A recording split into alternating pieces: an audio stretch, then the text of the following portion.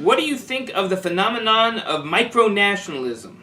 Do you think it can be used to create new monarchies in a smaller form, or create traditional Catholic societies? Oh, boy. Well, for starters, in case anyone's wondering where Obscuria is, the very name will tell you. It's there, in the realm of the obscure. There are all of these micronations around, especially thanks to the internet.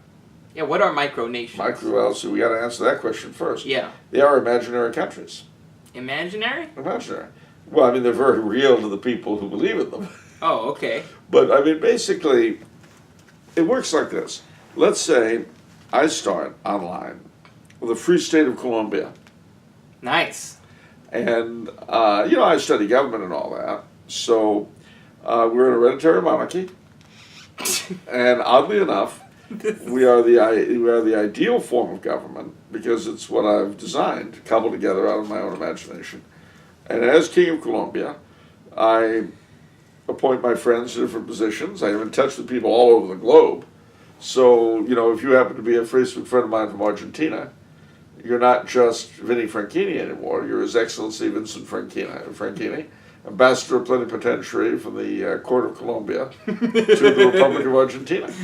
Very prestigious. Isn't that nice? Yeah. And if I've got any money, I can issue passports and stamps and do all kinds of fun stuff. They recently, in Vegas of all places, had a gathering of heads of state. Of the Micronations? Of the Micronations. How'd that go? Wow, that's great. Yeah, I missed out on it. I wasn't invited. Oh. I think the others are ganging up on me. But, no, I am not actually the ruler of a micronation, just so you know. But when I was a boy, my brother and I played a game. Now, my brother's 7 years older than I am. It was sort of a political game. I was the king of a country called Royalmania. And he was, by turns, my prime minister, guerrillas, foreign nations, and it was very ornate. We'd figure this out. I'm not the only one, though, who's done this sort of thing. C.S. Lewis and his brother created the land of Boxen. The Brontes and their brother created a land that they lived in. I mean, kids love creating their own countries. And, dare I say it, there have been a lot of literary creations. My personal favorite, of course, is Ruritania from The Prisoner of Zenda. Okay. Oh, man, and I love Ruritania. And then we could go further afield in fantasy fiction. I mean, heavens. If I could get to Middle-earth and Narnia, I'd be off like a shot. You betcha. I'd be right there. I'd go through the wardrobe. I'd do anything I had to do to get there. Especially if I could be at Middle-earth after Aragorn returned as King Elisar. Oh, man. Wouldn't that be great? That's party time, yeah. Sauron is gone. Everything's on the up and up. I mean, all my life, I've lived in decline and destruction and decay. Imagine being in a place that was going somewhere upwards. Wouldn't that be exciting? Yes, very. Yeah, it'd be great.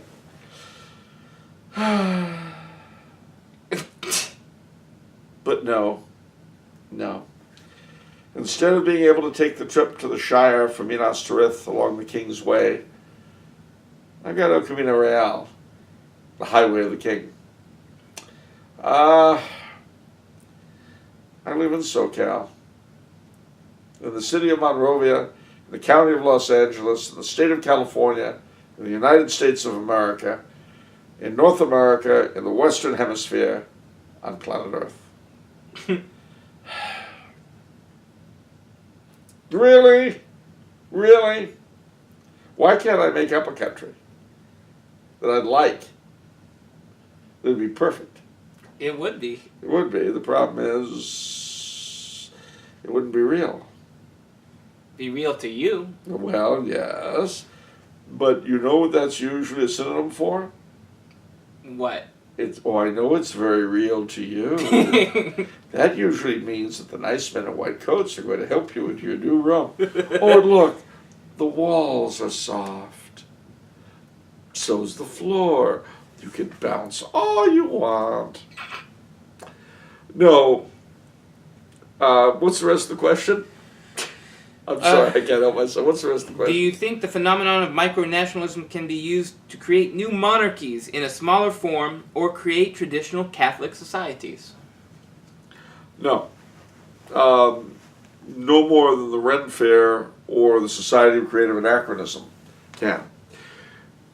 But, lest you think I'm just poo-pooing everything, like the Ren Fair, like the Society for Creative Anachronism, there is a certain utility in the sense that it can teach people certain basic concepts about statecraft and that kind of thing that are good to know. It's just you can't take it too seriously. You know, you don't really want to live at the Ren Fair or the NCA. You know. I guess not.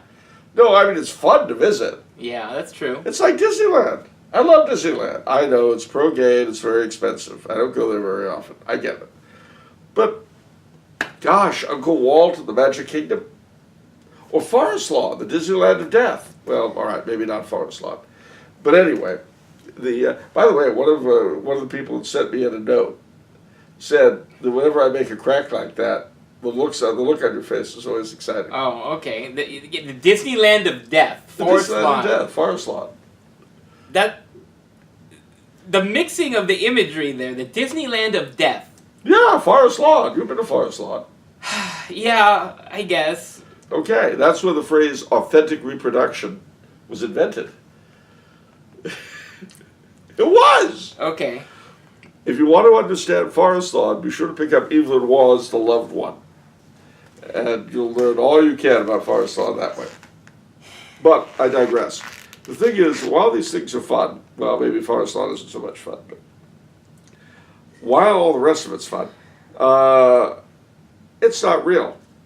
These things are useful to the degree that they can teach you things, you can learn things about the real world, and also entertain yourself. And believe me, ladies and gentlemen, I never, ever, ever, ever downgrade fun.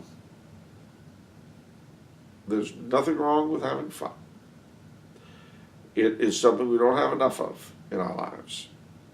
It is something that the inner Puritan that is in the American psyche hates our having. You know, the burden of proof is always on fun. How can you possibly justify going and having fun when you could be doing this and such? Whereas maybe the burden of proof should be on drudgery. What do you think? Why are you letting your brain turn to mush doing the same thing over and over when you could be having a good time? I'd shift the burden of proof, you see. But I digress again. So that's my answer to the question of micronations. They have a certain utility in the sense of, like the SCA, like the Ren Fair, in teaching you in a way about times gone by. But in terms of being the beginning of anything effective, I very much doubt it. And they are, you know, they certainly for the participants, they're like LARPing. I mean, for the participants, if you enjoy it, have at it. Just don't mistake it for the real world. That's all. Okay.